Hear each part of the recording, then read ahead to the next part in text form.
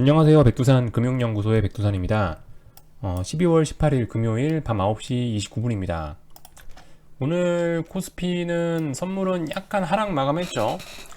결론적으로 오늘도 뭘 할 건 없습니다. 뭘 할 건 없고, 다만 이제 의심이 가는 정황들은 좀 몇 가지가 있긴 한데요. 아무튼 좀 마음 내려놓고 천천히 살펴보도록 하겠습니다. 아무튼 코스피 선물은 2거래일 연속으로 하락 마감하고 있긴 해요. 보시면은 12월 16일 이후로부터 해서 17일 날 하락하고 18일 날 하락하고 웬일로 며칠 연속으로 하락을 하고 있긴 한데요. 이 하락을 하고 있음에도 불구하고 여기 보시면 그런 게 있는 거예요. 최근 시장 변동성이, 그러니까 쉽게 말해서 시장이 옛날에는 요만큼씩밖에 안 움직였다면은 요즘에는 이렇게 넓은 범위 내에서 이렇게 움직이고 있잖아요. 그러니까 고변동성 시장이잖아요. 이렇다 보니까 무슨 일이 생기냐면은, 보시다시피 이렇게 봉이 길어졌다가 봉이 이렇게 길다가 봉이 요즘에 짧아지고 있잖아요. 이러다 보니까 하락 마감 하긴 하더라도 풋옵션이 자꾸자꾸 죽고 있습니다. 일단은 어떤 풋옵션에서 단기 저점이라도 나오는 모습이 있어야, 풋옵션에서 단기 저점이라도 나와야 무슨 일이 생길 수가 있는데, 보시다시피 아무튼 2거래일 연속으로 하락 마감하지만은 풋옵션은 지속적으로 무너지고 있습니다. 이게 쉽게 말해서 풋옵션이 지금 상황에서 저점을 다지고 올라오려면은 어떤 일이 있어야 되냐면은 훅훅 빠져야 된다고요. 훅훅 빠져야지 하락을 할 수가 있는데, 보시면은 어제 0.1% 하락했고 오늘은 0.15% 하락했단 말이죠. 그러니까 이게 하락폭이 좀 크게 나와야 지금 같은 상황에선 풋옵션도 살아날 명분이 있는데, 보시다시피 지금은 하락을 하더라도 워낙 조금 하락하고 있기 때문에 이런 식으로 보시면 풋옵션이 계속 죽고 있다라는 겁니다. 지금 상황에서는 어쨌든 풋옵션이 어느 정도 저점을 지키고 있으면은 괜찮은데, 풋이 계속 무너지고 있기 때문에 어떤 하방 베팅을 할 만한 근거는 여전히 좀 없습니다. 이런 상황에서 콜하고 풋이 같이 죽고 있는 상황이라면은, 어쨌든 오늘도 2거래 연속으로 하락 마감했으니까 콜옵션도 죽을 거 아니에요. 죽기는 콜도 어쨌든 지속적으로 이렇게 하락 마감하고 있긴 한데, 어쨌든 더 치명적인 거는 지금 이제 풋옵션이 더 치명적이라는 거죠. 무슨 얘기냐면, 콜옵션은 정배열인 상황이고 풋옵션은 완전 역배열로 쏟아지고 있는 상황이기 때문에 똑같이 하락을 하더라도 풋옵션들이 좀 더 치명적이겠죠. 아무튼 모양은 이렇습니다. 아무튼 그래서 지금 현재 선물 모양으로 봐서는 몇 거래일째 지금 하락 마감을 하고 있긴 하고, 뭐 갭도 없이 이렇게 뭐 움직여주고 있긴 한데, 아무튼 문제는 지금 일단은 별로 그렇게 하락에 유리한 모습은 아니다라는 겁니다. 이게 어쨌든 어떤 중요한 자리를 확 붕괴시켜야 되는데 그런 일이 일어나지 않고 있고, 뭐 그렇기 때문에 보시다시피 좀 더 기다려야 된다라는 이야기를 드릴 수가 있겠습니다. 오히려 한 어젯밤쯤부터 이제 슬슬 말씀드리는 건데, 이 코스피 같은 경우는 재수 없으면, 이게 이제 하방 보시는 분들께 재수 없으면은 이게 기간 조정으로 마무리가 되면서 한두 번 정도 더 위쪽으로 상승할 수도 있는 가능성이 있는 그런 상황이라는 겁니다. 물론 뭐 꼭 이렇게 된다고 해서 뭐 꼭 앞으로 뭐 더 올라간다 이런 이야기는 아닙니다. 이것도 사실 이제 만약에 이제 이렇게 기간 조정을 거쳐놓고 올라갈 것처럼, 굉장히 하방 경직성을 보여주는 것처럼 여기가 굉장히 튼튼한 어떤 지지선이야라고 이야기해놓고 나서, 그리고 나서 여기를 붕괴시키면은 정말 이제 이 자리는 굉장히 무거운 저항이 되겠죠. 왜냐면은 한 달 동안 이 자리에서 놀다가 결국 못 오르고 떨어진 거기 때문에, 떨어진다면, 하락을 한다면 굉장히 무거운 저항이 될 수 있지만, 아무튼 지금으로서는 이 방향성이 아직까지 미정인 상황이죠.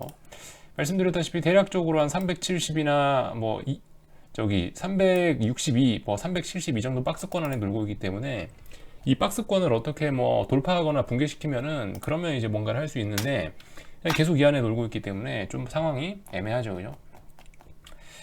아무튼 뭐 굳이 뭐 하락에 뭐 유리하게 보자면은 뭐 이게 뭐 거의 한 달 가까이 어디를 넘지 못하고 있네라는 이야기를 할 수 있지만, 넘어가면은 또 그죠? 넘어가면 또 위쪽으로 많이 오르는 거기 때문에 그렇게만은 볼 수 없는 거고. 아무튼 뭐 그런 상황입니다. 예, 그렇게 현재 방향성이 없는 상황이에요. 풋옵션이 죽어 내려가는 걸 보면은 어쨌든 좀 상승 쪽이 좀 더 강하지 않냐. 하락을 하더라도 거의 이렇게 뭐 0. 몇 %씩밖에 안 빠지고 있기 때문에 풋옵션이 계속, 외가 풋옵션이 살아나야 되는데 외가가 죽고 있어서 별로 어쨌든 좋은 모습은 아니다, 이런 이야기 드리도록 하겠습니다.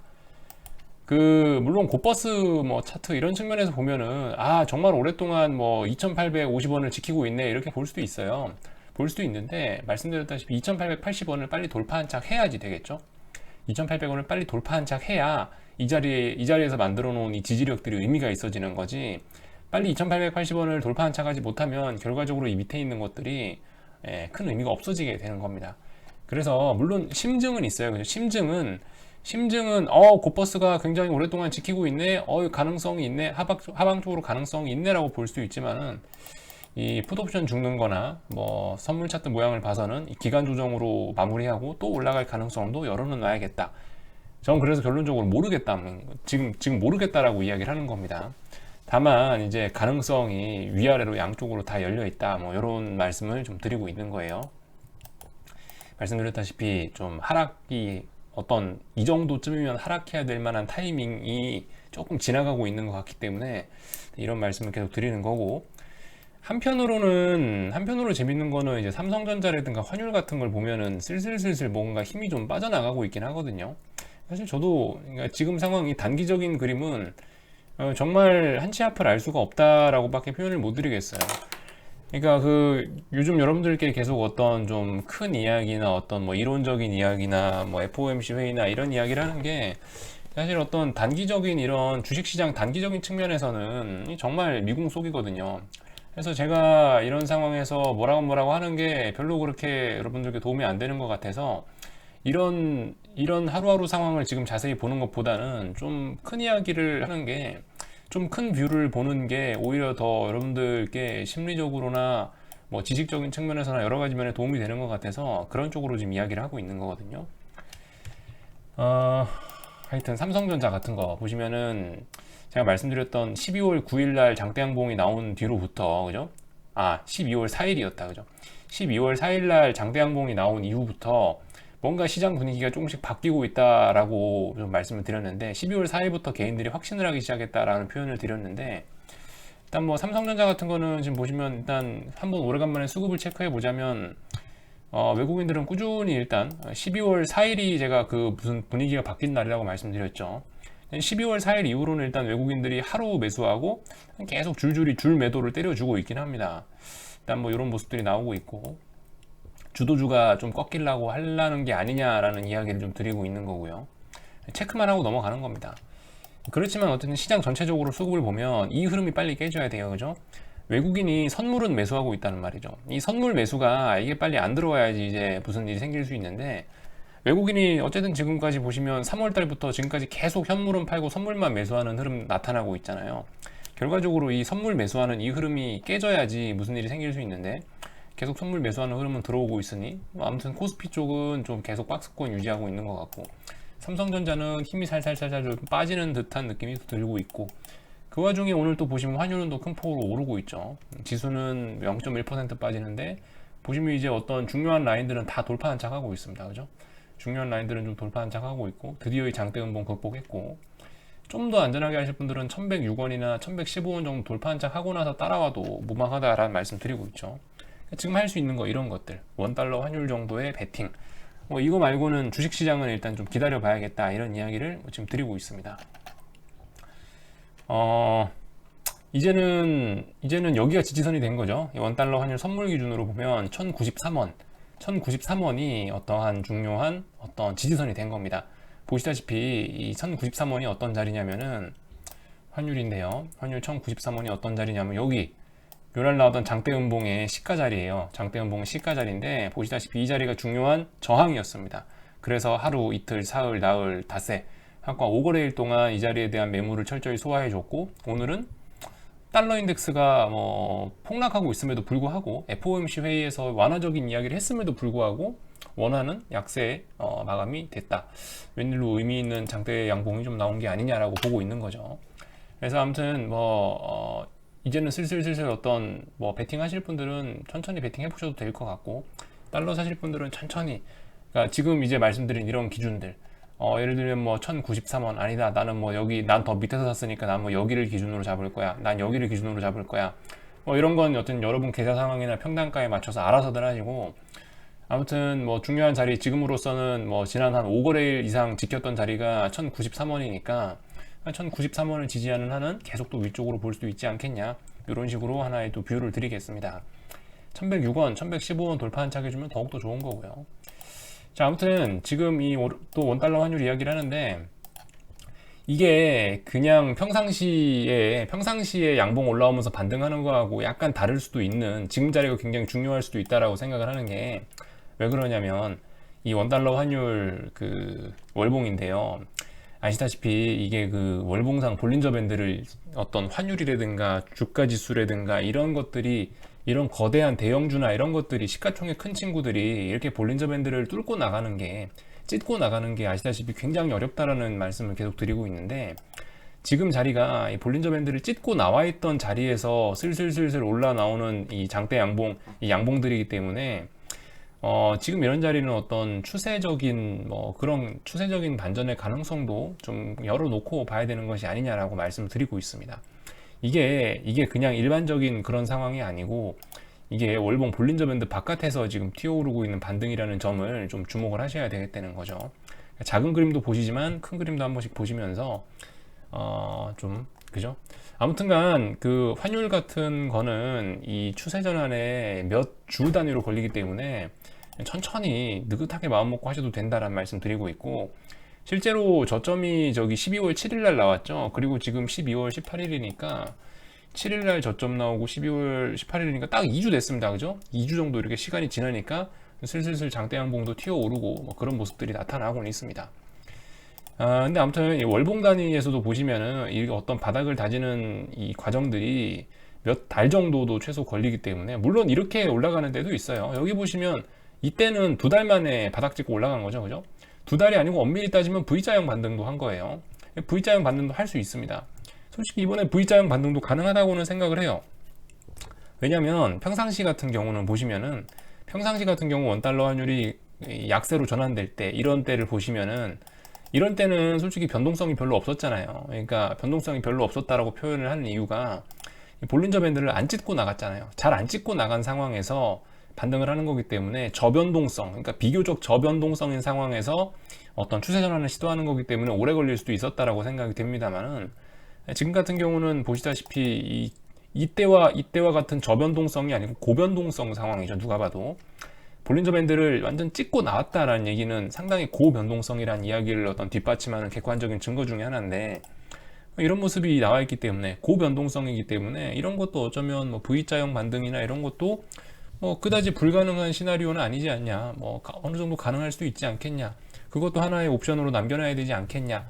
꼭 원달러 환율이 약세로 전환하는데 이렇게 몇 달 걸린다는 법은 없으니까, 아무튼 그래서 요 정도 아이디어를 한번 던져 드려 보겠습니다. 저도 미래 일은 잘 모르는데, 아무튼 지금은 베팅을 한번 해볼 때다. 그리고 슬슬슬슬 이런 관점으로 말씀드렸죠.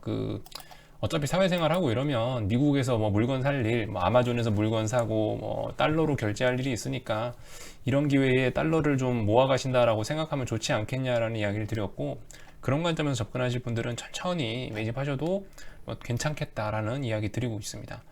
좀 구체적인 기준, 거기다 더해서 몇 원이 어떻고 이런 이야기 좀 살을 붙여서 하고 있는 거고요. 그래서 한국장 이야기는 여기 정도까지 하겠습니다. 아무튼 알 수가 없네요. 그죠? 한 번 더 올라갈란지 어쩐지. 코스닥도 당연히 지금 하면 안 됩니다. 그죠? 코스닥도 지금 분위기상은 이거 한 번 더 슈팅 나올 가능성도 있어요. 코스닥 보시면은 인버스가 이렇게 지금 아주 스무스하게 죽고 있기 때문에, 이런 상황에서는 변동성 한번 더 튀어나올 수도 있다. 이 정도 이야기 드리고 한국장을 넘어갈게요. 넘어가기 전에 이 얘기 하나만 하고 넘어가자면요. 김현석 월스트리트 나옵니다. 이게 2020년 12월 18일, 이게 오늘 날짜 나온 김현석의 월스트리트 나오는데, 파월이 풀어놓은 진이 모든 자산 치솟는다라는 제목의 이 기사인데요. 이 중에서 재밌는 데이터가 하나 있어서 여러분들과 좀 이거 하나 좀 보고 넘어갈까 합니다. 제가 예전에 여러분들 리플들 중에서 이제 2021년 증시 컨센서스가 어쩌고저쩌고 이런 얘기를 한 적이 있는데요. 기억나시는 분들 계실 거예요. 미국에 있는 어떤 자문사, 어떤 운용사에서는 실제로 미국 내에 있는 증권사들의 증권사들이 이맘때쯤 이제 내년 증시 전망을 내놓잖아요. 그러면서 컨센서스가 어떻고 내년에는 어디까지 오를 수 있고 이런 보고서들을 내놓는데, 하여튼 미국에 있는 어떤 한 운용사는 그 컨센서스를 모아서 취합을 해요. 그 컨센서스를 모아서 취합을 한 다음에 이런 식으로 정리를 하는 거죠. 예를 들면 이렇게 딱 아래쪽에 X축을 딱 놓고 S&P를 기준으로 한다고 하면 뭐 예를 들면 4,000, 뭐 3,900, 뭐 3,800, 뭐 3,700, 뭐 이런 식으로 해서 뭐 저기 저 비관론자는 뭐 2,000, 뭐 이렇게도 있을 거 아닙니까? 그렇게 해서 이런 전망을 내놓은 증권사들의 숫자를 여기다 적어요.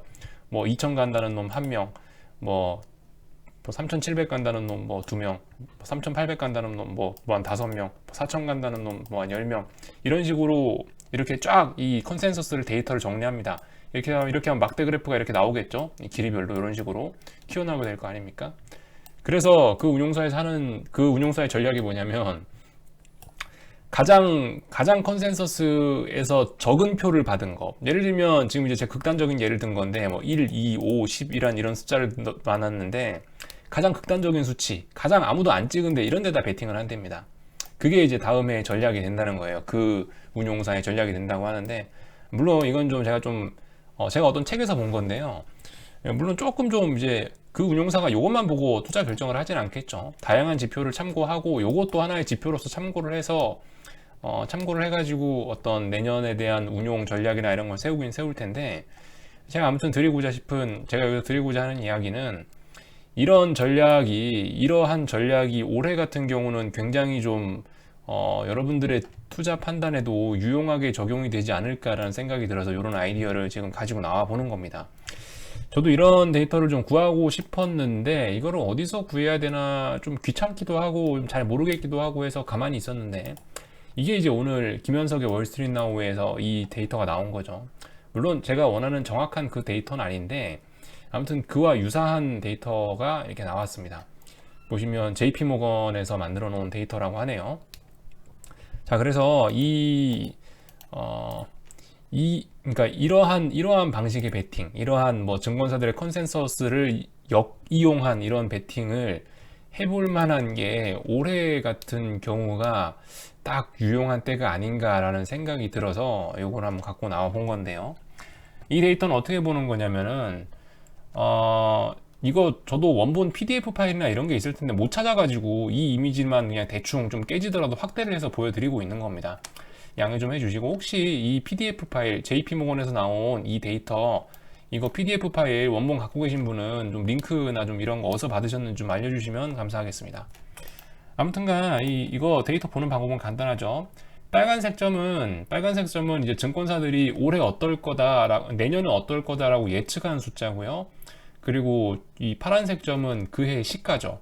그리고 여기 보시면 이렇게 그 꺾은선 그래프, 이렇게 회색 선 올라가고 있는 건 그해의 종가고요. 자, 그래서 여기서 이제 어떤 점들을 보시면 되냐면은, 예를 들면 이런 때 재밌는 것들이 있습니다. 2000년, 여러분들 2000년은 어땠죠? 2000년에 IT 버블 나면서 분위기 굉장히 좋았잖아요. 그러니까 2000년에 사람들이 어떤 생각을 할까요? 아이고, 이렇게 오르는 걸 보니까 2001년에는 굉장히 또 증시가 더 핫하겠는데 라고 생각을 할 거 아닙니까? 아마 지금처럼 생각할 거예요. 아마 요즘 같은 상황처럼 생각을 할 겁니다. 아, 지금처럼 주식이 오르는 걸 보니까 내년에는 뭐 굉장히 많이 오르겠구만이라고 생각을 해요. 그래서 2001년 증시 전망을 보면 빨간색 점이 여기 꼭대기에 찍혀 있습니다. 그죠? 빨간색 점. 그러니까 이때 당시 2001년에, 그러니까 2000년 겨울에 2001년 증시는 굉장히 좋을 거야 라고 증권사들이 예측을 굉장히 높게 잡았다는 거죠. 예측치를. 그랬는데 어떻게 됐냐? 실제적으로 여기서 마감을 했다라는 거죠. 다 틀렸다라고 해서 X자를 딱 그어놨습니다. 그리고 뭐 예를 들면 그 다음에도, 야, 올해는 이쯤 빠졌으니까 이제는 슬슬 회복하지 않겠어라고 해서 목표치를 또 높게 잡아놨더니 그 다음에도 어김없이 빠지고, 어쨌든 이런 모습들이 좀 나와 있고요. 예를 들면 뭐 2006년, 2007년, 2008년 이때 금융위기 직전 이런 때도 보시면, 야, 2007년에 증시 성과가 굉장히 좋았으니까 내년에도 뭐 많이 오르지 않을까라고 해서 빨간색 점을 위쪽에다 딱 찍어놨더니 세상에 저기 밑에서 마감을 하고요. 이런 모습들이 좀 나온다는 겁니다. 왜 그럴까요? 왜 이런 일이 일어날까요? 원리는 그거죠. 왜냐, 2000년 겨울에 2001년이 좋을 거라고 예상한 증권사들 2000년에 이미 주식을 다 사놨으니까 2001년에 이제 더 이상 주식 살 사람이 안 남아서 자빠지는 거죠. 예를 들면 2007년, 2008년에도 그런 겁니다. 이런데도 2007년에 이제 2008년에도 굉장히 좋을 거야라고 예상한 사람들이 2007년 겨울에 이미 주식을 다 사놓으니까 2008년 돼서 더 이상 주식 사줄 사람이 없는 거예요. 그러니까 이렇게 뭐 무슨 일이 난다 이렇게 좀 해석을 할 수가 있는데, 물론 이건 이제 지금 이제 조금 제가 이제 편파적으로 좀 이야기를 하는 것이고, 아무튼 기본적인 논리, 대략적으로 이 저런 컨센서스를 어떻게 투자에 적용시켜야 되겠구나 라는 아이디어 정도만 받으시면 됩니다. 제 얘기 다 들으실 필요 없고요. 그래서 아무튼 제가 이게 왜 올해 이 데이터가 중요하다라고 생각을 하냐면은, 이 보시면은 컨센서스가 이 유달리 높게 튀는 해가 있어요. 그러니까 그 해가 뭐냐면은, 그러니까 이 증권사들의 내년 예측이 극단적인 값을 가지는 경우들이 가끔 있다고요. 예를 들면은 뭐 내년엔 굉장히 안 좋을 거야 라고 한다든가, 아니면 내년엔 굉장히 좋을 거야 라고 한다든가, 어떤 예측치가 좀 극단적으로 쏠리는 때가 있는데, 그런 때는 어김없이 이 모두의 예상을 뒤엎고 그의 정반대쪽으로 확 가버리는 사례들이 몇 번씩 있었다라는 거를 좀 말씀을 드리고 싶은 겁니다. 그때 대표적으로 설명을 드린 게 2001년 같은 경우, 아니면 2008년 같은 경우. 조금 더 여러분들이 이 데이터를 자세히 살펴보시면은 뭐 2015년인가요 이때? 2015년인가 14년인가 저도 잘 안 보이는데 X축이, 아무튼 이게 유달리 그 빨간색 점이 높게 찍히는 때가 있어요. 그러면 그해 성과는 별로 안 좋은 가능성이 높습니다. 이번 같은 경우는 지금 보시면, 이게 지금 그래프를 이 차트를 크게 보려고 제가 글씨를 확대해 놔서, 이 차트 설명 다 드렸으니까 이제 좀 글씨를 좀 크게 좀 작게 볼게요. 그래서 보시면 그 3월 뭐 앞으로도 강세를 보일 것이라는 예상이 많다. JP모건이 4,400, S&P 500 기준으로 JP모건이 4,400, 골드만삭스가 4,300 등 강세장을 예측하는 곳들이 압도적이다. 월가 금융사들의 컨센서스가 4,000을 넘는다라고 하고 있습니다. 그러니까 어떻게 된다? 빨간색 점이 저 위에 찍히게 된다. 오래간만에 그 2001년 이후로 거의 뭐 한 20년 만에 증권사들의 컨센서스가 굉장히 한쪽으로 치우친 때가 아닌가라는 생각이 지금 들고 있습니다. 그래서 조심해야 되지 않겠냐 이런 이야기 드리는 거죠. 그러니까 내년이 좋을 거다라고 전망하는 사람들은 당연히 올해 주식을 많이 사서 들고 가겠죠. 그럼 내년엔 누가 주식을 사냐 이거죠. 결과적으로 주식은 누군가 이제 계속 사줄 사람이 있어야지 올라갈 수 있는데, 사실 그래서 갑자기 이 폭등한 이후에 뭐 쌍바닥 뭐 쌍고점을 만들거나 삼산을 만들거나 하는 일 없이 외봉으로 죽는 게 그래서 나타나기도 합니다.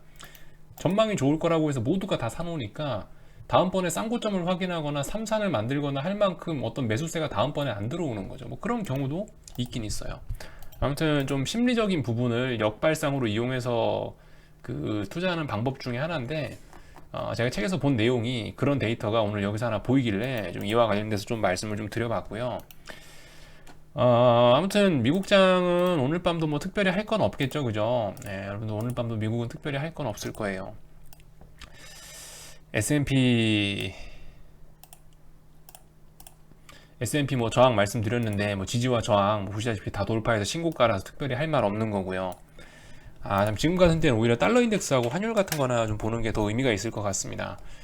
일단은 FOMC 회의가 끝나고 나서 일단 보시다시피 이 달러 인덱스가 지금 쏟아져 가지고 90을 깨버렸는데요.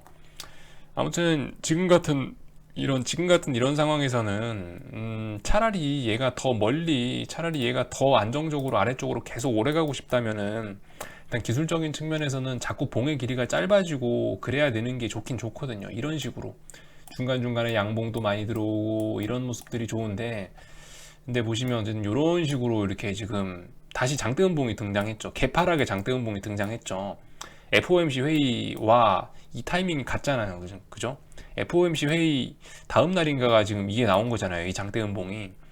그렇기 때문에 이것도 냅다 아래쪽으로 간다라고 계속 보기만은 솔직히 좀 어렵지 않겠냐. 물론 지금 여기서 뭘 베팅할 때는 아니지만은, 이런 장대음봉 나왔다고 해서 야 이제 앞으로 계속 아래로 갈 거야, 당연히 유로화는 여기서 오늘 장대 양봉이 나왔으니까 계속 위로 갈 거야 라고 보기에는 어떤 지표들이나 뭐 이런 모습들이 좀 녹록지가 않지 않냐라는 이야기를 제가 드리고 있습니다. 뭐 그죠? 유로화 같은 것도 여러분들 이런 통화 같은 게 볼린저 밴드를 찍고 나가는 게 굉장히 힘든 일인데, 아무튼 얘도 지금 또 찍고 나가고 있네요. 그죠? 오래간만에 RSI 같은 것도 거의 이제 과열권으로 들어가기 직전에 와 있는 상황인 것 같고요. 그죠? 아무튼 뭐 그래서 지금 같은 상황에서는 장대 음봉 나온다고 해서 뭐 너무 그렇게 막 어떤 비관이나 뭐 어떤 기대 이런 거는 안 하시는 게 좋다. 그죠? 그냥 지켜만 보자 이런 말씀밖에 드릴 수가 없을 것 같고, 아무튼 신기하게도 요즘에 이 원화 같은 거 계속 올라오고 있지 않습니까? 제가 말씀드린 어떤 쉽게 올라올 수 있는 라인은 여기인데요. 대충 어딘지 아시죠? 요 날의 저가 연결하면 이렇게 수평선 하나 나오는데, 대략 여기 정도까지는 일단 쑥 올라올 수 있다라는 이야기 드리고 있고, 일단 뭐 어떻게 좀 진행이 되고 있긴 하네요. 그렇게 달러는 계속 아래로 내리꽂는데도 불구하고 이런 일들이 좀 벌어지고 있습니다.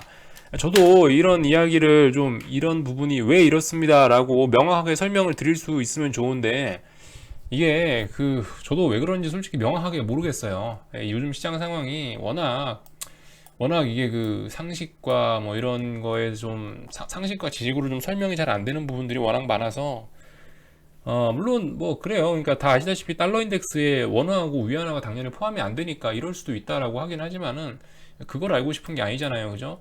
이게 달러 인덱스는 상식적으로 계속 달러가 약세를 보이면 위안화하고 어떤 원화는 강세를 보이는 게 맞는데, 근데도 이렇게 올라온다는 건 이거에 어떤 숨겨진 속뜻이 있지 않겠냐라는 거를 우리가 이제 이야기하고 싶은데, 저도 모르겠다는 거죠.